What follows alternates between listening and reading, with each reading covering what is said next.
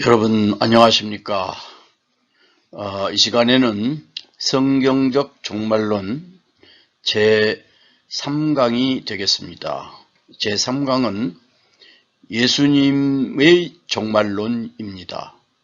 예수님께서는 자신의 그 죽음 그리고 재림, 다시 오심이지요. 중간 상태, 부활, 심판, 그리고 하나님의 나라, 지옥 등 종말관에 관한 주제에 대해서 어떠한 입장을 가지고 계시는가, 견해를 가지고 계시는가에 대해서 살펴보려고 합니다. 성경적으로 신학적으로 살펴보려고 합니다. 첫째로 예수님 자신이 죽음에 대한 견해입니다. 성경 복음서의 기록을 살펴보면 예수님께서는 자신의 죽음을 갑작스러운 사고나 비극적인 종말로 여기지 않으셨습니다. 오히려 예수님께서는 자신의 죽음에 대해 매우 명확한 목적의식과 신학적 확신을 가지고 계셨음을 알 수가 있습니다. 예수님이 직접 밝히신 자신의 죽음에 대한 주요 견해는 다음과 같습니다. 첫째로 하나님의 구원 계획에 따른 필연적 사건이라는 것입니다. 예수님께서는 자신의 죽음이 구약 성경의 예언을 성취하는 것이며 하나님께서 정하신 길임을 반복해서 강조하셨습니다.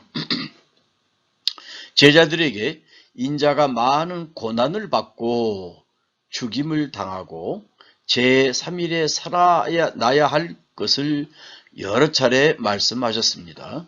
마가복음 8장 31절에도 기록이 되어 있죠.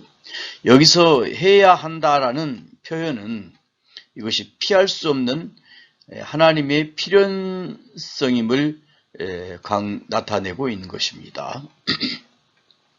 잡히시던 밤에도 내가 만일 그렇게 하면 이런 일이 있으리라 한 성경이 어떻게 이루어지겠느냐라고 말씀하시면서 자신의 죽음을 성경의 완성으로 보셨습니다. 마태복음 26장 54절에서요.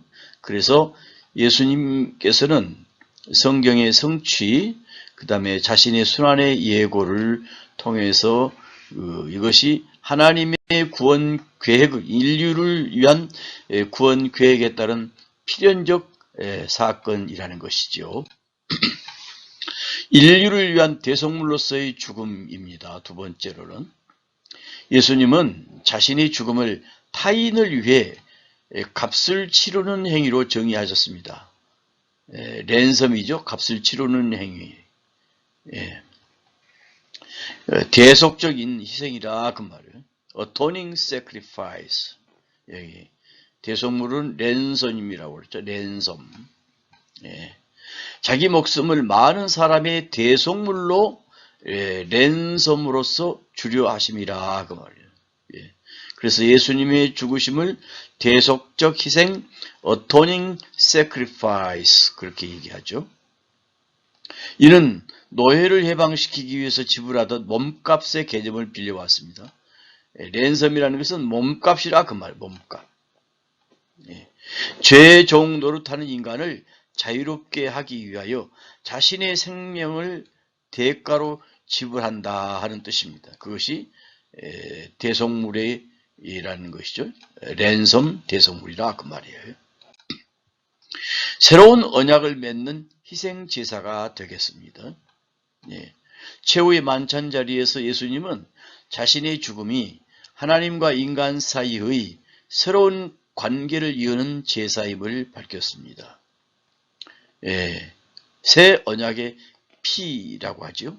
잔을 가지사 이것은 죄사함을 얻게 하려고 많은 사람을 위하여 흘리는 바 나의 피 곧 언약의 피니라 그렇게 말씀하셨죠. 마태복음 26장 28절에서 이는 구약의 제사 제도를 완성하며 자신의 죽음을 통해서 인간의 죄를 씻고 하나님과의 관계를 회복시키는 단번의 제사로 이해하신 것입니다. 네 번째로 자발적인 순종과 사랑의 행위입니다. 예수님의 죽음은 죽음이 자신에게 강제로 닥친 것이 아니라 스스로 선택한 길임을 분명히 하셨습니다. 이를 내게서 뺏는 자가 있는 것이 아니라 내가 스스로 버리노라, 그렇게 요한복음 10장 18절에서 말씀하시며, 이것이 아버지 하나님의 뜻에 대한 순종이자 양들을 향한 목자의 사랑임을 강조하셨습니다. 순종과 사랑의 행위다, 그 말을. 그것은 억지로 하는 것이 아니고 자발적인 행위라, 그 말이에요. 자발적인 행위. 예수님 스스로 자발적인 행위로 예수님께서 목숨을 십자가에서 달려 돌아가시도록 맡기셨다, 그 말이에요. 그 다음에 죽음이라는 것은, 예수님의 죽음은 영광으로 가는 관문이다 그랬어요. 이것은 밀알의 원리라 그랬어요. 예수님은 죽음을 단순한 끝이 아니라 더 큰 생명과 영광을 낳는 과정으로 보셨습니다. 한 알의 밀이 땅에 떨어져 죽지 아니하면 한 알 그대로 있고 죽으면 많은 열매를 맺느니라 라고 요한복음 12장 24절에서 말씀하셨습니다. 자신의 죽음이 수많은 사람에게 새로운 생명을 주는 생명의 창조의 통로가 될 것임을 확신하셨습니다. 자, 두 번째로는, 큰 두 번째입니다. 예수님의 재림에 대한 예수님의 견해를 살펴보겠습니다. 신약 성경에서 그리스도의 재림은 중요한 가르침의 하나이지요. 예수님은 때로는 비유를 통하여 분명한 의도를 가지신 말씀을 통하여 자신이 친히 재림할 것을 말씀하고 있습니다. 예수님 자신이 친히 증거를 합니다. 성경은 마태복음 24장 30절에서 요한계시록 1장 8절 그리고 2장 25절까지 쭉 나열이 되어 있죠. 나중에 성경을 구체적으로 스스로, 본인 스스로 찾아보시기를 바라겠습니다. 계시록 22장 7절, 계시록 12장 20절까지 이렇게 되어 있죠. 그때의 인자의 징조가 하늘에서 보이겠고 인자가 구름을 타고 능력과 영광으로 오는 것을 보리라. 예수님 자신이 친히 증거하셨다, 그 말이에요. 인자의 징조가 하늘에서 보이겠고 인자가 구름을 타고 능력과 큰 영광으로 오는 것을 보리라. 자신이 친히 예수님의 재림을, 세컨 커밍을 본인 스스로가 증거하셨다, 그 말이에요. 예비하고 있으라, 생각지 않은 때에 인자가 오리라. 인자가 자기 영광으로 모든 천사와 함께 올 때, 자기 영광으로 모든 천사와 함께 오신다, 그 말이에요. 이후에 인자가 권능의 우편에 앉은 것과 하늘 구름을 타고 오는 것을 너희가 보리라. 그때의 인자가 큰 권능과 영광으로 오는 것을 사람들이 보리라 했어요. 인자가 구름을 타고 능력과 큰 영광으로 오는 것을 보리라. 누가복음 21장. 생각지 않은 때 인자가 오리라. 누가복음 12장 40절에서. 가서 너희를 위하여 처소를 예비하면 내가 다시 오겠다. 요한복음 14장 3절에서. 나는 알파와 오메가라. 이제도 있었고 전에도 있었고 장차 올 자요 그랬어요. 계시록 1장 8절에서 사도 요한에게 계시하시면서 말씀하신 거죠. 속히 말이니 계시록 3장 1절에 보라 내가 속히 오리니 이 책의 예언의 말씀을 지키는 자가 복이 있다 그랬죠. 계시록 22장 7절입니다. 내가 진실로 속히 오리라. 이렇듯 예수님은 성경의 많은 부분에서 인격적이고 가시적이며 육체적인 오심 또는 임재에 대하여 분명히 언급하고 있습니다. 인격적이고 가시적 눈으로 볼 수 있게 또 육체적으로 오신다 그 말이에요. 또는 임재를 말씀하십니다. God's presence죠. 이는 재림이 중요한 요소라는 것을 증명해 주는 것이라고 할 수 있겠습니다. 자, 마태복음 23장 그리고 24장 25장에서는 이렇게 예수님께서 이제 다시 오심에 대한 증거를 이렇게 기록이 되어져 있죠. 증거가 기록이 되어 있죠. 그 다음에 마태복음 23장에서는 예수님께서 소위 서기관과 바리새인이 타락에 대한 서기관과 바리새인의 타락에 대한 7가지 화를 얘기하는 거예요. 7가지 화가 마태복음 23장에 쭉 기록이 되어 있어요. 이걸 한번 읽어보시기 바라고요. 그 다음에 이제 환란이 시작이 전에 많은 이 가짜 그리스도가 많이 여기저기에서 내가 그리스도다 하는 사람들이 직간접적으로 많이 나타난다 그랬어요. 난리와 난리의 소문이 나고 민족과 나라와 그 민족이 서로 대적을 하고 전쟁을 막 일으키게 되죠. 그리고 나중에는 기근과 지진이 많이 일어나고 거짓 선지자가 득세를 하고 미혹해하는 영들이 많이 나타나서 많은 우리 믿는 신자들에게도 타락을 하게 만드는 그런 배교의 현상들이 많이 나타나게 되는 거죠. 그 다음에 무화과 나무의 비유를 봐라. 소위 무화과 나무의 상징은 이스라엘이죠. 이스라엘이 회복했다 이 말이죠.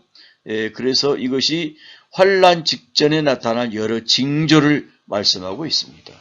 환란 중간에는 이것이 소위 대환란, 7년 대환란이라고 그러는데 7년 대환란은 다니엘서 9장 27절에 나와 있는 말씀을 이제 앞으로 여러분들과 같이 나누겠습니다만은 이 7년 대환란의 기간이죠. 전 3년 반이 있고 후 3년 반이 있습니다. 근데 이때는 전 3년 반이 중간쯤 이르렀을 때 멸망에 가증한 것이 거룩한 곳에 선다 그랬어요. 이것이 소위 적 그리스도가 등장하게 된다 이 말이죠. 그 다음에 이제 예수님이 재림하신 임박에는 마태복음 24장에서 말씀하시기를 해가 어두워지고 달이 어두워지고 별들이 떨어지고 인자의 징조가 하늘에서 보이고 밭 갈다가 한 사람은 올라가고 한 사람은 남겨두고 맷돌 갈다가 한 사람은 올라가고 한 사람은 남아있는 그런 예언들이 기록이 되어 있죠. 그 다음에 마태복음 25장에서는 열처녀 비유, 또 기름 준비한 슬기로운 5처녀와 기름 준비를 하지 못한 어리석은 5처녀에 대한 그 기록이 되어져 있죠. 그 다음에 소위 옷을 준비해라. 천국 밖에 지옥으로 떨어진다는 그런 말씀도 주셨고, 주여 열어주소서 했지만은 이미 문이 닫혀진 다음에는 이게 안 되는 거죠. 그 다음에 달란트 비유가 있고, 무익한 종은 바깥 어두운 지역에서 슬피 울며 일을 할 것이라는 말이 있고, 충성된 종과 종은 주인의 즐거움에 참여한다는 말씀이 있죠. 그 다음 마태복음 25장 31절부터 46절에서는 염소를 영벌과 저주를 받은 자는 영원히 불에 들어간다는 얘기고, 양은 예수님께서 오른쪽으로 예비된 곳으로 들어가는 영생을 받게 된다는 기록이 되어 있죠. 그 다음에 의인들은 상속을 받게 되고, 나그네로 있을 때 영접하지 아니하는 자는 그 다음에 이제 구별한다 그 말이죠. 영접하는 자는 예수님의 은혜 가운데서 영생을 얻게 된다 그랬어요. 그래서 이것은 이 세대주의 전천년주의자들은 환란 시작 전에 예수님의 재림을 얘기를 해요. 환란 시작 전에 예수의 재림을 얘기합니다. 예수님의 재림하신다. 세대주의적 종말론에서는 그렇게 얘기를 해요. 여기는 환란 끝에 예수님 재림이라고 그랬죠. 이것은 역사적 전천년주의자들이 얘기한 얘기입니다. 종말론 천년 왕국 얘기할 때 앞으로 또 얘기하겠습니다만은, 그래서 전천년주의자들인데 세대주의적 전천년주의자들, 그 다음에 소위 역사적인 종말론자, 역사적 전천년주의자들은 환란을 통과한 다음에 환란 끝에 예수님이 재림하신다, 그렇게 말씀하고 있습니다. 이것이 바로 성경적으로 가장 타당하다고 요새 많은 학자들이 얘기를 하고 있어요. 미국의 조지 레드 같은 사람이 그런 공헌을 많이 했던 기록이 있죠. 재림에 관한 이러한 언급들이 신약 성경 전반에 걸쳐서 나타나는 사실은 그리스도의 재림의 확실성 또는 명확성을 더 확실하게 해주는 것입니다. 예수님의 재림 시기에 대해서 언급해주고 있죠. 이 성경 구절이 있습니다. 그러나 그 날과 그 때는 아무도 모르나니 하늘의 천사들도 모르고 예수님 자신도 모르고 오직 아버지만 아신다 그랬죠. 어느 날에 주가 임할는지 너희도 예비하고 있으라. 생각지 않는 때에 인자가 오리라. 그런즉 깨어 있으라. 너희는 그날과 그 시를 알지 못한다. 그래서 오늘날 재림의 그 시점을 그 누구도 알 수가 없는 것이죠. 예수님의 재림의 시점을 얘기하는 사람들은 다 이 사입이고 잘못된 이단에 빠져 있는 사람들이 될 수밖에 없는 것이죠. 때와 기한은 아버지께서 자기의 권한에 두셨다 그랬어요. 깨어 있으라. 목적은 깨어 있으라 그 말이죠. 깨어 있으라. 아무도 아버지만 아신다. 주의하라. 깨어 있으라. 그러므로 깨어 있으라. 그 다음에 너희는 예비하고 있으라. 생각지 않는 날 알지 못하는 시간에 이렇게 오신다는 그런 그 의미의 비유적인 얘기죠.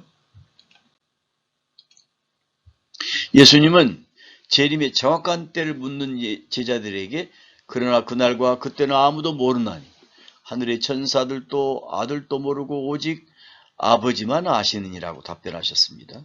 종말의 날이 이르기 전에 그날이 가까워왔다는 것을 알리기 위해서는 여러 가지 기사와 징조가 나타나게 되지만 막상 재림이 이루어지는 정확한 그 날과 그 시점에 대해서는 하늘에 있는 천사들도 모르고 심지어 재림에 대해 교훈을 주시는 예수님 자신도 모르신다고 말씀하셨지 않습니까? 또한 예수님께서는 재림에 관한 비유를 말씀하시면서 이처럼 밤 시간을 세분화하여서 나열하며 깨어있는 것을 말씀하시는 것은 재림의 불예측성을 강조하는 것입니다. 예측이 불가능하죠. 사람들로 하여금 주께서 언제 재림하신다 할지라도 영접할 수 있는 철저한 준비를 하라는 예수님의 의도가 있다고 볼 수 있겠죠. 이를 뒷받침해 주는 것이 생각지 않는 날에 알지 못하는 때에 라는 표현에서 이중부정 우를 사용하는 것을 볼 때에 전혀 예기치 못한 불시의 상황을 더욱 뚜렷하게 하고 있다는 것입니다.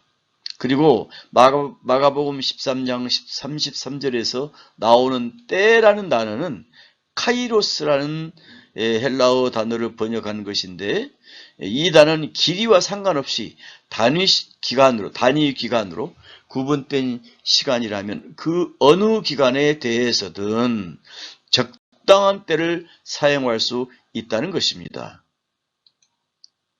중요한 것은 예수님의 말씀 속에서 자신의 재림을 미래적 시점으로 고정시키지 말고 항상 현재적인 시간 개념으로 이해하여 늘 종말 의식을 지니고 살아가야 할 것을 말씀하고 있다는 것입니다. 그 예로 마태복음 24장 44절에서 예비하고 있으라 해서 미래사를 포함하는 현재형 헤테이모니 기네스데, 헤테이모니 기네스데 그랬어요. 기노마이라는 말은 오신다 그런 뜻인데 여기서 현재형을 쓰고 계신다는 거죠. 예. 헤테이모이 기네스데 예비하고 있어라 그 말이에요. 이것은 예수님께서 마태복음 24장 44절에 생각지 않는 때에 오시리라 엘코마이 오신다 그 말이에요. 오신다 그 말이에요. 이 말씀 모두 현재형이라 그 말이에요. 엘코마이 그래요. 엘코마이 현재형 동사를 취하고 있다. 아멘 엘쿠 큐리에 예수 그러죠. 엘쿠라는 말도 오시옵소서라는 뜻인데 여기에서는 오시리라는 현재형을 쓰고 있어. 엘코마이 오신다 하는 그 현재 동사를 쓰고 계십니다. 또한 예수님은 여러 가지 비유를 통해서도 그리스도의 재림의 징조에 대해서 말씀하고 있습니다. 무화과 나무의 비유, 노아의 때, 집주인의 비유, 두 종의 비유, 달란트 비유, 열처녀 비유, 이 역시 이 비유들의 핵심 내용은 재림의 시기에 대한 불예측성이라고 할 수 있습니다. 이상에서 알 수 있듯이 예수님의 재림의 때가 계시되지 않는 것은 불시성과 그 결과로서 생기게 되는 깨어 있어야 할 필요성에 대한 예수님의 반복적인 강조를 설명해 주는 것이라고 할 수 있습니다. 세 번째로 예수 그리스도의 재림의 모습입니다. 예수께서 재림하실 때에 어떤 방식으로 오시겠습니까? 또한 어떤 모습이겠습니까? 예수님의 재림은 인격적으로 오신다. 친히 인격적으로 오신다 그 말이에요. 가서 너희를 위해서 처소를 예비하면 내가 다시 너희를 내게로 영접하여 인격적이라 사람의 모습으로 오신다 그 말이에요. Second coming of Jesus is personal. 인격적으로 오신다 그 말이에요. 나 있는 곳에 너희도 있게 하리라. 요한복음 14장 3절에서 그렇게 말씀했죠. 예수님은 다시 오시겠다고 분명히 말씀하십니다. 분명히 다시 오시겠다고 분명히 말씀하셨습니다. 예수님은 천국의 처소가 얘기되면 재림하사 믿는 자들을 영접하고 그가 계신 곳에 영원히 같이 있게 하시려는 위대한 약속을 성취하기 위해서 인격적인 재림으로 오신다는 것입니다. 사도 바울은 다음과 같이 진술하고 있습니다. 주께서 친히 하늘을 쫓아 강림하시리니 누가는 사도행전 1장 11절에서 너희 가운데서 하늘로 올리우신 이 예수는 하늘로 가심을 본 그대로 오시리라. 인격적인 재림이라 그 말이에요. 이와 같은 말은 주님의 재림이 그 올라가심과 같을 것임을 입증하는 좋은 예라고 할 수 있겠습니다. 아울러 본 구절은 그리스도께서 우리를 데려가 그분과 함께 있게 하기 위한 재림의 목적이 되는 말씀이기도 합니다. 구름을 타고 재림하신다. 구름을 타고 재림하신다 그랬어요. 인자가 구름을 타고 능력과 큰 영광으로 오는 것을 보리라 그랬어요. 보리라. 두 눈으로 똑똑히 보겠다 그 말이죠. 인자가 구름을 타고 큰 권능과 영광으로 오는 것을 사람들이 보리라. 마가복음 13장 26절에서 기록하고 있습니다. 인자가 구름을 타고 능력과 큰 영광으로 오는 것을 보리라. 누가복음 21장 27절에서 기록하고 있습니다. 볼지어다 그가 구름을 타고 오시리라. 요한계시록 1장 7절에서 기록하고 있죠. 예수님은 구름을 타고 가셨을 뿐 아니라 다시 오실 때도 구름을 타고 오실 것에 대해서 말씀하고 있습니다. 예수님께서 구름 타고 오신다는 것은 신적인 존재로서 영광스러운 위엄을 갖추고 오신다는 것입니다. 그 영광, 권능과 영광은 고난당한 예수님의 초림 때의 모습을 탈피해서 본래 지니셨던 신적인 권능과 영광스러운 속성을 가지고 임재하심을 가리킵니다. 즉 예수님께서 구름을 타고 큰 능력과 영광으로 오신다는 것은 사람들이 예수님께서 하늘로 올리우시는 것을 보았기 때문에 그것이 가시적이었던 것처럼 예수님의 재림 역시 눈에 매우 현저할 것임을 분명히 해주는 재림의 가시성이라 그 말이에요. 가시성. 재림이 사람들의 눈에 보인다 그 말이에요. 예수님의 재림은 불가시적인 재림이 아니라 모든 사람이 볼 수 있는 가시적인 방법으로 오신다 그 말이에요. 각 사람의 눈이 그를 보겠고 그를 찌른 자들도 볼 것이다 그랬어요. 요한계시록 1장 7절에서.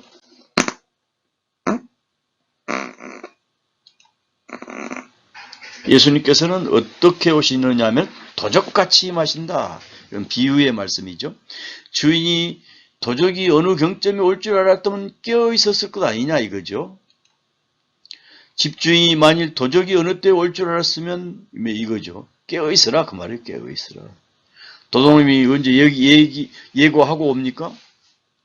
내가 도적같이 이르리니 어느 시에 너희가 임할란지 모른다. 예수님은 재림의 문제를 도둑이 들은 것에 비유하고 있습니다. 이것은 예수님의 재림의 임박성을 말하는 거죠. 그리고 돌발성을 얘기하는 겁니다. 즉 예수님께서 도적같이 임하겠다는 표현은 곧 임하시겠다는 의미보다는 언제 임하실지 모른다는 의미로 예수님께서 사용하시는 것이라고 볼 수 있습니다. 도적은 예기치 못한 사건을 표현할 때 사용되어지는 말이죠. 그리스도의 재림의 돌연성 강조하기 위해서 도입된 말씀이라고 볼 수 있습니다. 자, 운명의 날 시계를 봅시다. 운명의 날 시계를 미국의 핵 과학자들이 소위 자정 90초 전으로 줄어들었다고 밝히고 있죠. 재림이 운명의 날이라 그 말이에요. 운명의 날은 종말이라 그 말이죠. 지구의 종말, 인류의 종말 시기를 상징적으로 보여주는 운명의 날 시계가 시간이 파멸을 의미하는 자동적으로 10초 당겨져서 자정 90초 전으로 당겨졌다 그렇게 얘기를 하죠. 예수 그리스도의 징조와 재난의 시작. 예수님은 재림이 가까워졌다는 징조에 대해서 어떻게 말씀하고 있는가? 재림을 예고하는 징조와 사건들은 무엇인가? 예수님의 말씀에 근거해서 분석해 보기로 합니다. 재림의 징조, 감난산 광화, 마태복음 24장, 마가복음 13장, 누가복음 21장에서는 감난산에서 예수님께서 재림의 징조를 말씀하셨죠. 본문은 예수님께서 말세에 일어날 징조와 재림에 대해서 말씀하고 있는 유명한 감난산 강화라고 불리우는 말씀입니다. 예수님의 종말 예언은 직접적으로는 AD 70년의 예루살렘 멸망을 가리키며 궁극적으로는 세상의 종말을 가리키는 것이라고 할 수 있겠습니다. 말세의 징조들을 몇 가지로 구분해 보면 첫째로는 적그리스도의 출현을 둘 수 있습니다. 재난의 시작이 가장 탁월한 징조는 적그리스도의 출현이라는 것입니다. 이것은 자칭 하나님이라 하여 자신을 숭배의 대상으로 선포하는 적그리스도의 출현을 말하는 것입니다. 자신을 숭배의 대상으로 선포하는 적그리스도라고 말해요. 적그리스도. 예. 두 번째로는 전쟁과 기근과 지진에 대해서 그런 소문이 난다 그 말이죠. 핍박. 그 다음에 거짓 선지자들에 대한 주의는 예수님과 사도들에 의해 여러 번 언급되어져 왔습니다.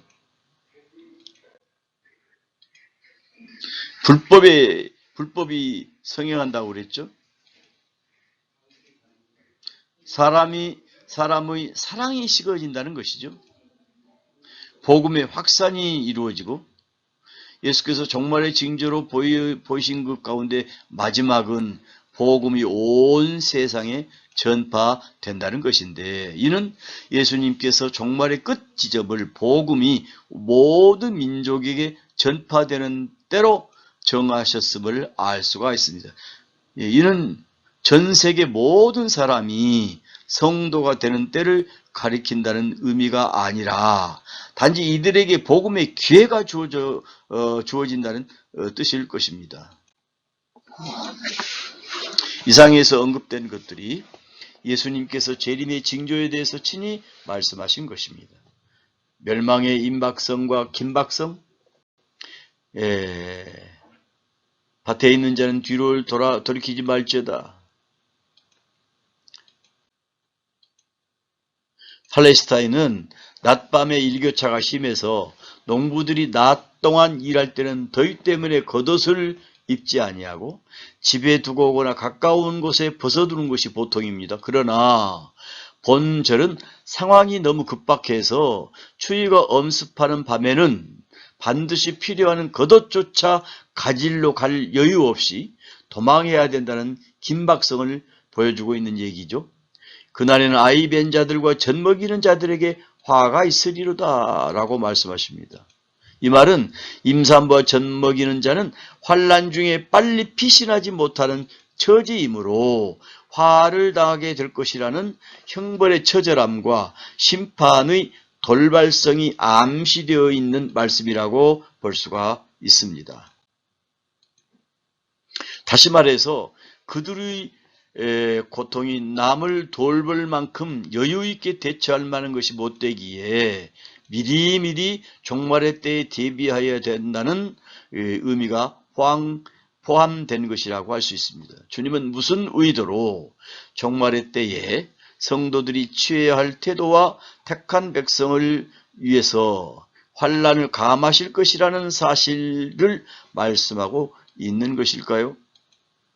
그것은 믿는 사람들로 하여금 종말의 때에 일어난 일들로 인하여 두려움에 빠져서 믿음을 버리지 않도록 하기 위한 의도적인 목적에서 말씀하신 것으로 파악이 됩니다. 분리성, 데려감과 버려둠을 당한다 그랬어요. 그때 두 사람이 밭에 있으면 하나는 데려감을 당하고 하나는 버려둠을 당한다 그 말이에요. 하나는 휴거당하고 하나는 땅에 그대로 있다 그 말이에요. 두 여자가 매를 갈고 있으면 하나는 데려감을 당하고 하나는 버려둠을 당한다. 분리성이죠.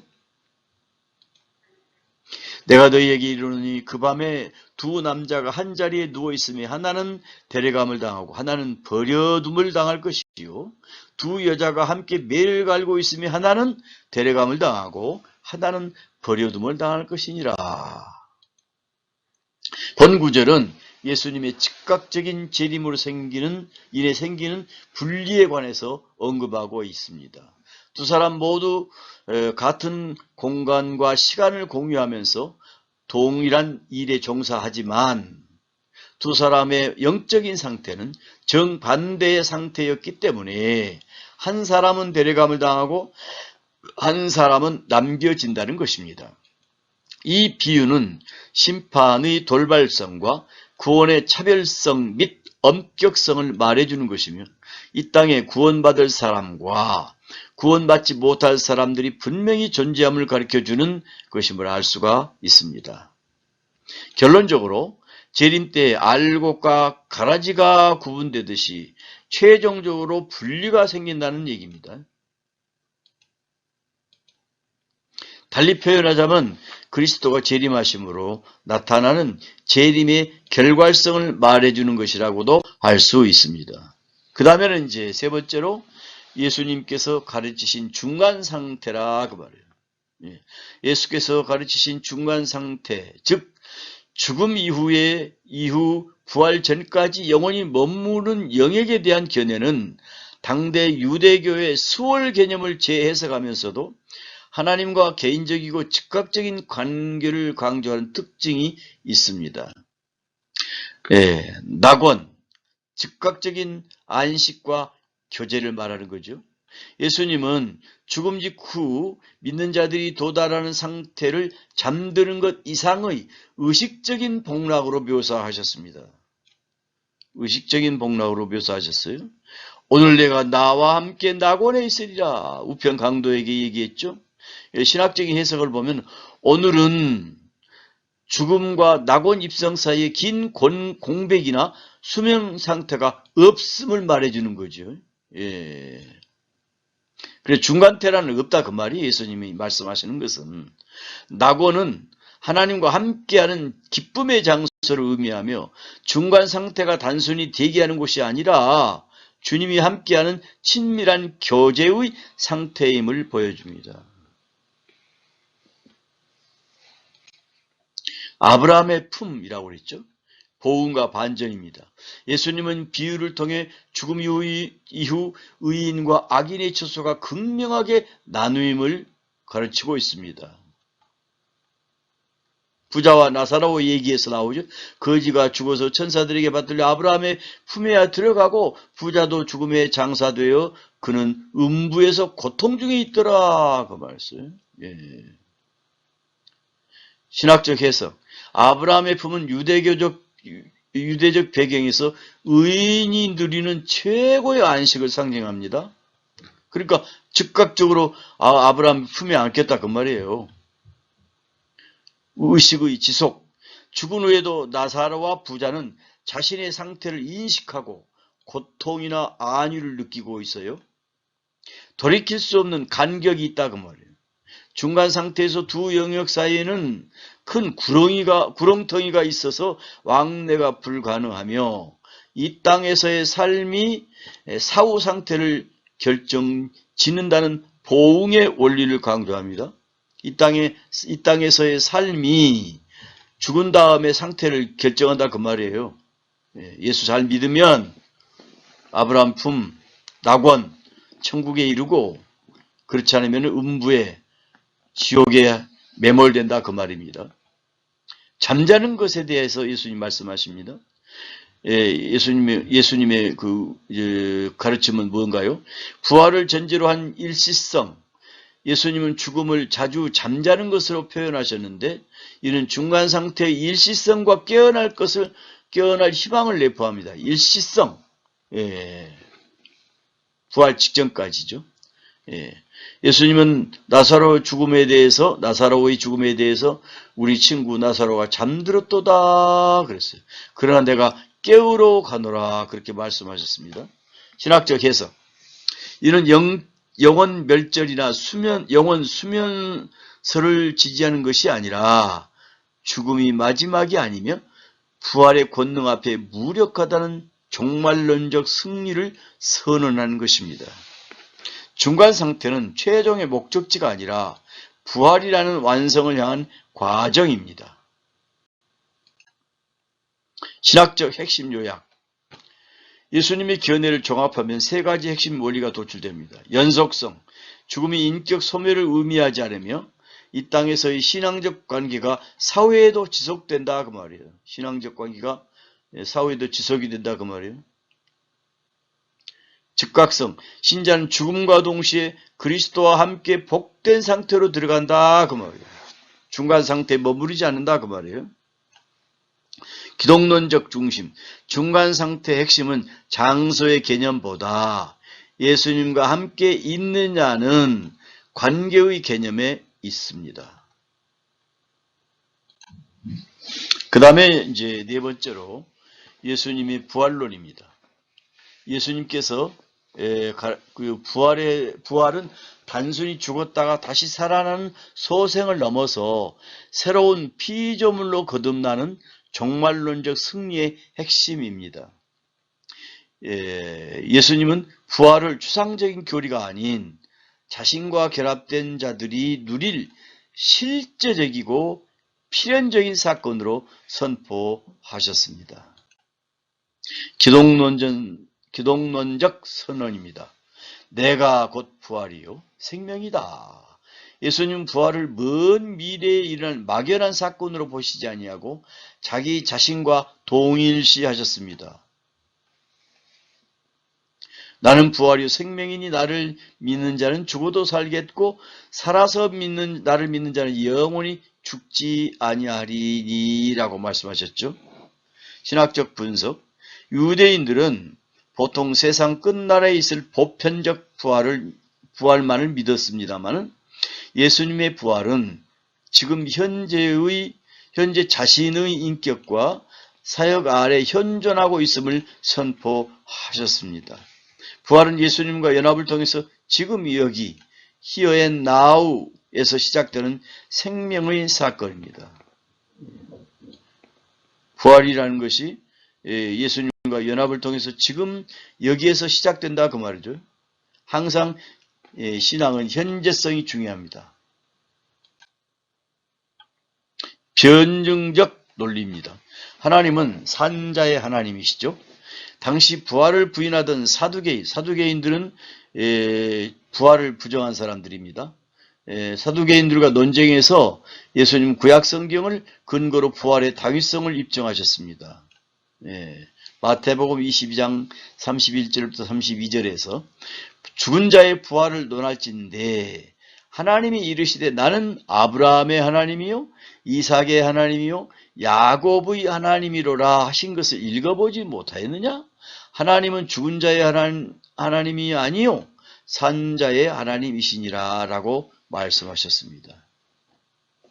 하나님과 맺은 언약은 죽음으로 파기가 될 수가 없다는 논리입니다. 아브라함과 이삭과 야곱이 육체적으로는 죽었을지라도 하나님과의 관계 안에서는 여전히 살아있으며 그 언약의 완성을 위해 반드시 육체적 부활이 뒤따라야 함을 역설하셨습니다. 부활체의 성격, 천사와 같은 변화된 존재라 그 말이에요. 예수님은 부활한 몸이 단순히 이 땅의 물리적 질서를 반복하는 것이 아니라 전혀 새로운 차원의 존재가 될 것을 가르치셨습니다. 부활은 육체적인 연속을 가지면서도 예수님이 부활 후 음식을 드신다는 점입니다. 시공간의 제약을 벗어난 신령한 몸, 신성한 변화로서의 전의를 의미합니다. 이는 현세의 제도를 초월한 하나님 나라의 질서에 완전히 편입됨을 뜻하고 있는 것입니다. 예수님은 부활하신 다음에 음식을 드셨죠?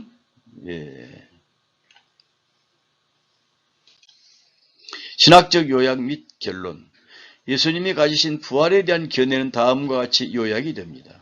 필연성. 부활은 필연성이 있다 그 말이에요. 예수님은 자신의 순환 예고 때마다 반드시 제3일에 살아나야 하리라고 말씀하셨습니다. 필연적이다 그 말이에요. 첫 열매. 예수님의 부활은 개인 사건에 그치지 않고 예수님을 믿는 모든 자의 부활을 보증하는 첫 열매가 되는 것입니다. 심판과 생명의 부활. 예수님은 선한 일을 행하는 자는 생명의 부활로, 악한 일을 행한 자는 심판의 부활로 나오리라 그랬어요. 이 부활은 천년 왕국이 끝나면은 예수님께서 백보자 심판을 벌리셔요. 그때에 예수님을 믿다가 죽은 사람들도 부활하고 또 불신자들도 부활을 해요. 그래서 백보자 심판에서 동시에 심판을 받고 예수님을 믿는 사람은 영생 천국으로 들어가고 그리고 예수님을 악한 일을 행하는 사람이 예수님을 안 믿고 회개를 안 한 사람들이죠. 이 사람들은 지옥으로 빠져 들어갑니다. 예수님의 부활 가르침은 이후 사도 바울이 고린도전서 15장 부활장에서 전개하는 신령한 몸에 대한 신학적 체계의 기초가 되었습니다. 가심을 본 그대로 그리고 예수님은 첫 열매가 되셨는데 바로 오늘 또 우리가 예수님을 믿는 사람들은 예수님처럼 그렇게 부활하신 부활체가 된다 그 말이에요. 예수님께서 가르치신 심판론입니다. 다섯 번째 말씀은 예수님께서 가르치신 심판은 단순히 공포의 대상이 아니라 하나님의 공의가 실현되고 악의 문제가 종결되는 회복과 정산의 과정입니다. 예수님 자신은 바로 그 심판의 전권을 위임받은 심판주임을 명확히 하셨습니다. 심판의 주체, 아버지께서 아들에게 심판을 맡기셨다 그랬어요. 예수님은 자신의 종말의 때에 인류를 심판할 권한을 가진 심판주임을 선포하셨습니다. 요한복음 5장에서 아버지께서 아무도 심판하지 아니하시고 심판을 다 아들에게 맡기셨다 그랬어요. 신학적 분석. 이는 예수님의 신성을 강력하게 시사합니다. 유대 전통에서 사후 심판은 오직 하나님의 고유 권한이었으나 예수님은 자신이 그 권한을 위임받은 인자로서의 보좌에 앉아 모든 민족을 심판할 것이라고 주장하셨습니다.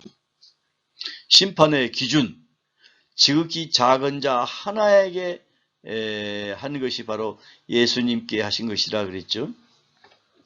예수님이 제시하신 심판의 기준은 형식적인 종교회의가 아니라 믿음이 삶으로 나타난 사랑의 실천 그리고 예수님에 대한 고백입니다. 심판의 기준이 그러니까 예수 안에서 우리가 무사람들을 사랑하는 사랑의 실천이 필요하지요. 그리고 예수님께 나의 구세주이심을 고백하고 죄를 회개해야 되겠지요. 신학적 분석. 심판은 관계적입니다. 주님과 연합된 자는 주님이 사랑하시는 이웃을 돌보는 삶을 살게 마련이며 심판의 날에 그 삶의 열매가 증거로 제시가 됩니다. 주님이 사랑하시는 이웃, 소외된 자를 돌보시는 삶을 살게 마련이라 그 말했어요. 심판의 시기, 이미와 아직입니다. already and not yet. 심판은 예수님의 심판은 먼 미래의 사건인 동시에 지금 이 자리에서 결정되는 현재적 심판으로 보셨습니다.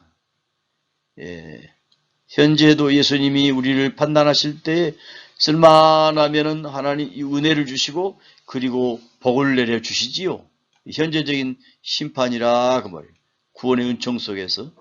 그 다음에 악한 사람들에게는 현재 예수님께서 심판하시기 때문에 악한 사람들은 자기가 심는 대로 거두고 뿌린 대로 거두는 그런 결과가 나타나요.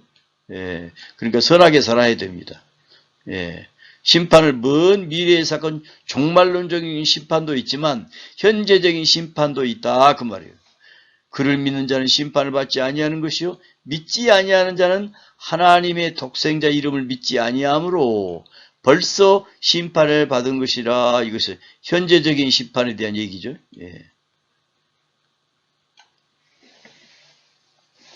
신학적 분석. 빛이 세상에 왔을 때 어둠을 택하는 행위 자체가 이미 심판의 시작이라는 것입니다. 어둠을 택한다 그 말이에요. 예수님이 세상에 오셨는데도 예수님을 택하지 않고 어둠을 택하는 거예요. 즉 복음에 대한 현재의 반응이 최종적인 판결을 결정짓는 결정적 단서가 된다 그 말이에요. 복음에 대한 현재의 반응이야.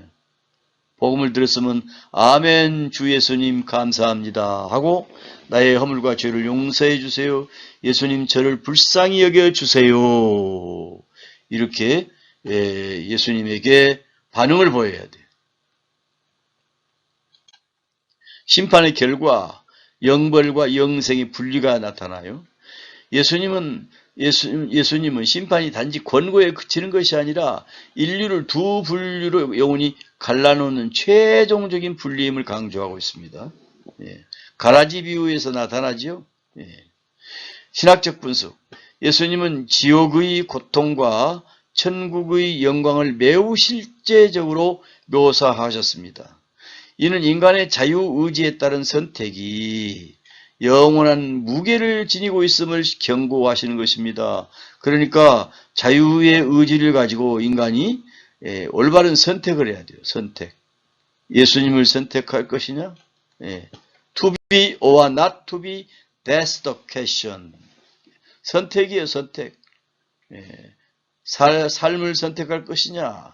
지옥을 선택할 것이냐? 선택을 하라 그 말이에요. 종합적 결론. 예수님의 심판관은 기독론적 공의로 요약됩니다. 두려움이 아닌 소망이죠. 믿는 자에게 심판은 억울함이 풀리고 상급을 받는 구원의 완성이지요. 구원은 은혜로 받지만 심판은 은혜 받은 자의 삶을 확인하는 과정입니다. 그래서 믿는 자의 삶이 얼마나 중요합니까?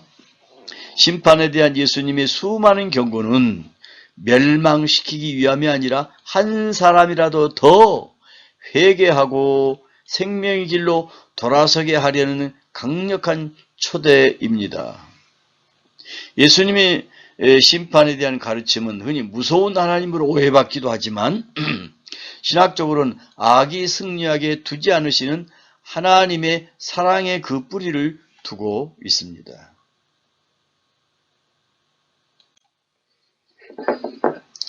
예수님께서 가르치신 지옥에 대해서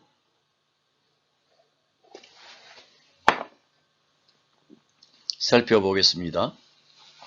예수님께서 가르치신 지옥, 게헨나는 현대인이 흔히 상상하는 단테의 신곡 속 이미지와는 사뭇 다른 역사적, 신학적 배경을 가지고 있습니다. 게헨나의 구체적인 의미와 배경 성경이죠.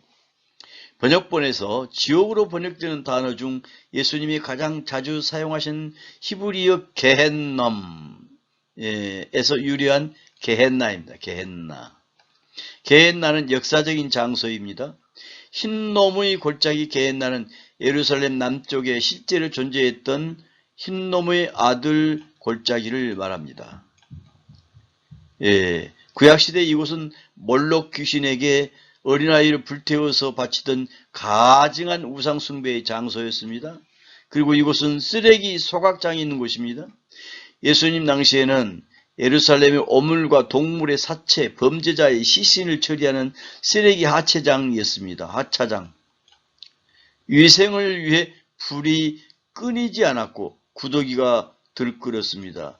이 구더기가 들끓는 이 게헨나를 지옥의 장소로 묘사하는 거죠. 묘사하는 거예요. 예수님의 레토릭이라고 말해요. 수사학적 사용.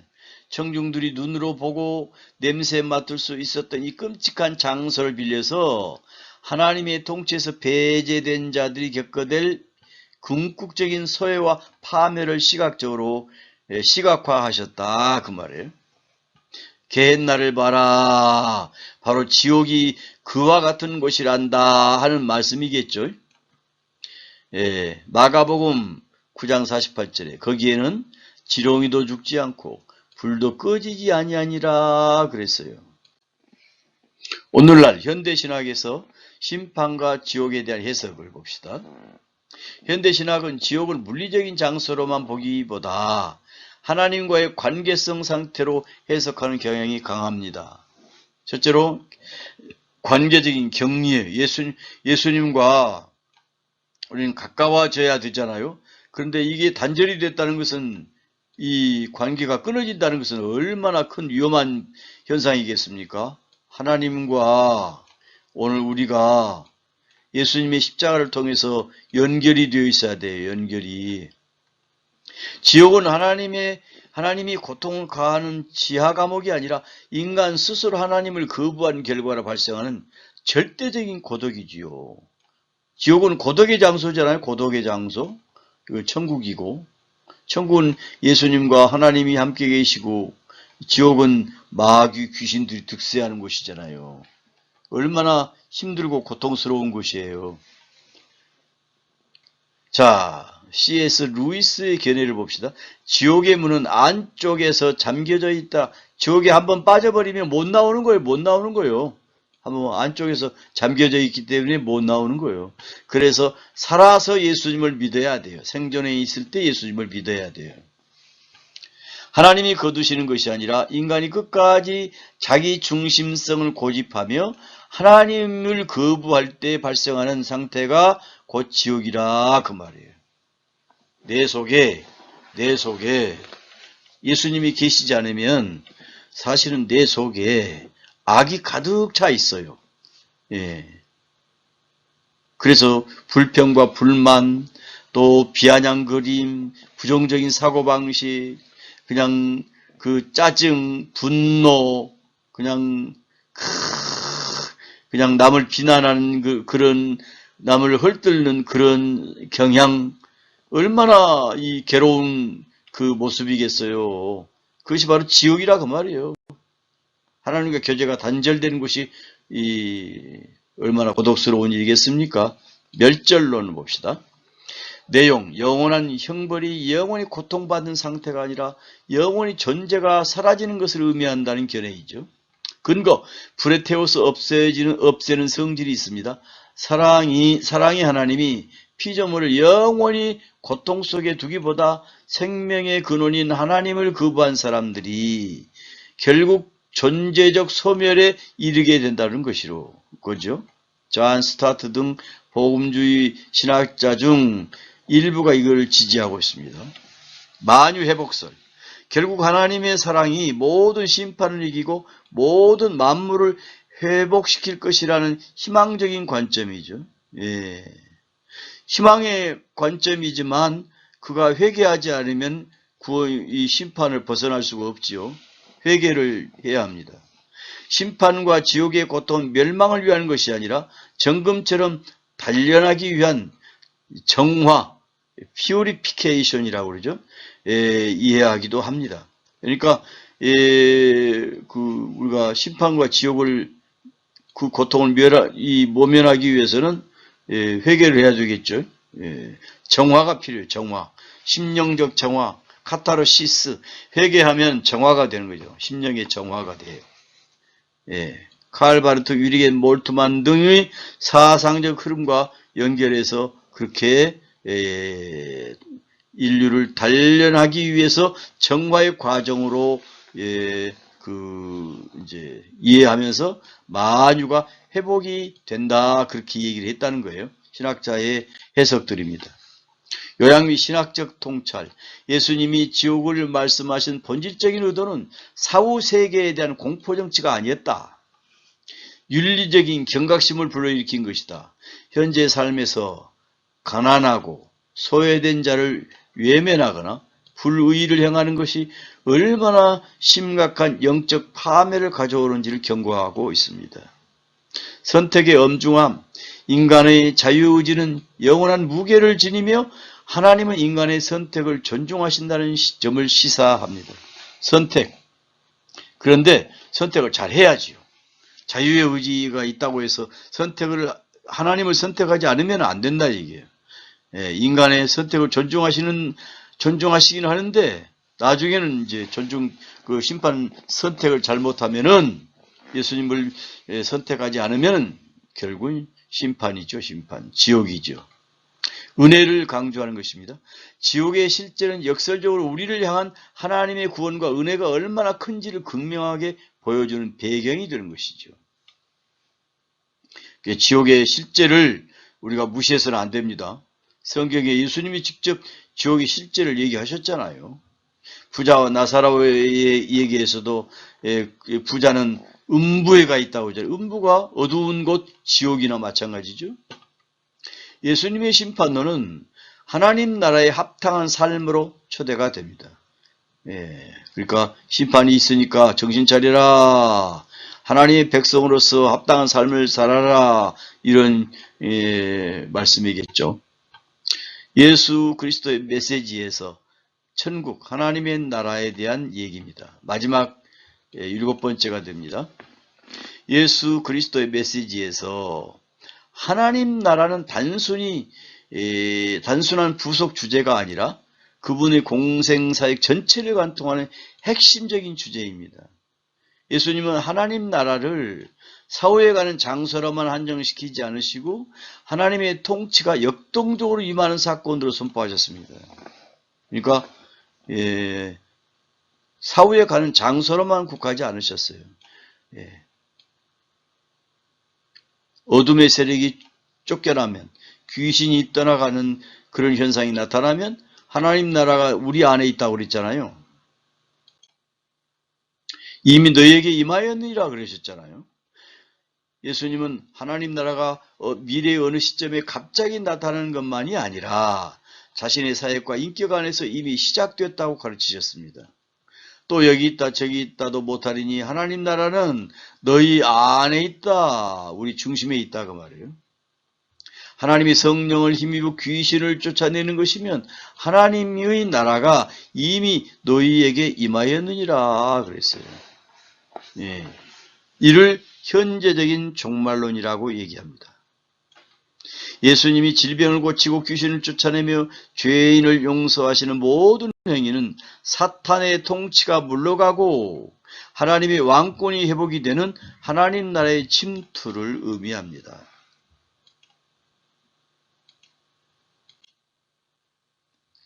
미래적 하나님 나라, 나라가 임하옵시며 현재 시작된 하나님의 나라는 아직 완성된 상태가 아니며 역사의 마지막에 예수님이 재림과 함께 궁극적으로 완성될 미래의 소망이죠. 예. 나라가 임하옵시며 뜻이 하늘에서 이루어진 것 같이 땅에서도 이루어지이다 그랬죠. 예. 그때 임금이 그 오른편에 있는 자들에게 이르시되 내 아버지께 복 받을 자들이여 나와 창세로부터 너희를 예비하여 예비된 나라를 상속받으리라 그랬죠. 오스카 쿨만이라는 신학자는 이미와 아직이라는 유명한 말을 남겼죠. 예. 그러니까 소위 이미 구원을 얻었지요.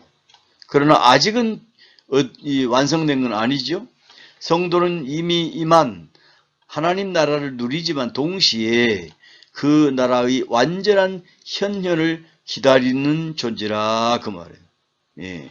하나님의 나라가 완전히 우리에게 올 것을 기다리는 입장이라 그 말이에요. 하나님 나라의 성격, 거꾸로 된 나라.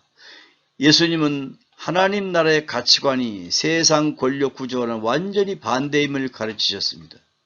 너희 중에는 그렇지 않을지니 너희 중에 누구든지 크고자 하는 자는 너희를 섬기는 자가 되고 너희 중에 누구든지 으뜸이 되고자 하는 자는 모든 사람의 종이 되어야 하리라. 그렇죠. 마가복음 10장에서 신학적인 분석을 보면은 하나님 나라는 무력이나 정치적으로 지배되는 것이 아니라 사랑, 섬김, 낮아짐, 자비를 통해 확장이 됩니다. 산상수훈을 보면 마태복음 5장, 6장, 7장에서 나타난 산상수훈은 하나님 나라의 시민들이 살아가야 할 천국에 대한 헌법과 같은 것이라 그랬어요. 그래서 이 마태복음 5장, 6장, 7장을 읽어보시고 거기에 내가 걸리지 않으면 그는 훌륭한 크리스찬이 될 수가 있는 것이죠. 침투와 성장의 원리 비유를 통한 가르침이죠. 예수님은 하나님의 나라의 신비로운 확장성을 다양한 비유로 설명하셨습니다. 씨 뿌리는 비유, 그 다음에 겨자씨와 누룩 비유, 밭에 감추인 보화와 진주 비유, 이런 비유를 통해서 하나님 나라의 신비로움을 알려주는 그런 가르침이죠. 결론, 하나님 나라의 핵심은 통치입니다. 통치. 예수님이 가르치신 하나님의 나라의 핵심은 장소가 아니라 통치라. 하나님께서 우리 마음을 지배하시면 우리는 그것이 바로 하나님의 나라 천국이다 그 말이에요. 심령의 천국을 이루어야 우리가 살아있을 때 심령의 천국을 이루어야 돼. 하나님이 나를 통치하심으로 성령님이 나를 지배하심으로 내 심령의 천국을 이루어야 돼요.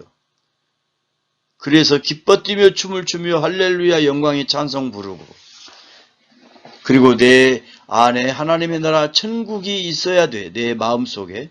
그래야 미래의 천국도 보장이 되는 겁니다. 왕권의 회복. 인간의 마음과 사회 속에서 하나님의 법과 사랑이 실현되는 상태를 말합니다. 내 안에 사랑이 있으면 얼마나 평강이 넘치고 위로가 넘치고 그리고 모든 것을 좋게 보는 거예요. 모든 것을 아름답고 선하게 보는 거예요. 예. 예수님의 은혜를 받으면 세상이 그렇게 아름답고 선하고 사랑스럽게 보입니다. 예수님의 은혜를 경험해 보면 그것을 알 수가 있어요. 그래서 성령으로 충만한 은혜를 경험하는 것을 사모해야 합니다. 기독론적 중심, 예수님이 계신 곳이 곧 하나님 나라입니다. 그분을 왕으로 모시는 삶이 곧 천국 시민의 삶입니다. 예수님이 내 마음의 주인, 나의 왕, 만왕의 왕이요 만주의 주 되신 주님이 내 인생의 인격의 주인이다 그 말이에요. 그래서 예수님을 나의 왕으로 모시고 사는 거예요. 주님 말씀하옵소서, 주님 인도해 주옵소서, 주님 보호해 주옵소서, 이렇게 주님을 왕으로 모시는 삶이 천국 시민의 삶이다 그 말이에요. 사회적인 책임, 하나님의 나라는 개인 영혼의 구원에 머물지 않고 세상의 불의를 치유하고 평화를 회복하는 포괄적인 구원을 지향합니다. 그래서 예수님을 잘 믿는 사람은 평화를 지향해야 돼요. 샬롬, 평화를 지향해야 돼요. 평화. 내면의 평화, 에이레네 내면의 평화죠. 외적인 평화는 샬롬. 그래서 우리는 무사람들과도 여러 나라들과도 평화가 중요해요. 평화. 그래서 노벨 평화상이 그 위대하잖아요. 평화가 중요합니다. 평화. 전쟁을 일으키는 것은 사탄이 하는 짓이지요. 예. 평화를 가져오겠다고 전쟁을 일으켜요. 그래서 사람들을 많이 죽여요. 내 민족도 죽이고 또 다른 나라 민족들도 죽이고, 그건 살인의 행위죠. 살인의 행위. 평화라고 말할 수 없어요. 크리스찬이 그런 짓을 했다는 것은 그것은 가짜 그리스도인이 되는 거예요. 예수님의 이 가르침은 당시 로마의 통치 아래 있었던 유대인들에게는 정치적인 혁명보다 더 큰 영적 가치적인 혁명이었습니다. 지금까지 예수님 자신의 죽음, 재림, 중간 상태, 부활, 심판, 하나님의 나라, 지옥 등의 종말관에서 이런 예수님께서는 어떤 입장을 가지고 계신가에 대해서 살펴보았습니다. 여러분, 지금까지 강의를 들으시냐고 수고 많이 하셨습니다.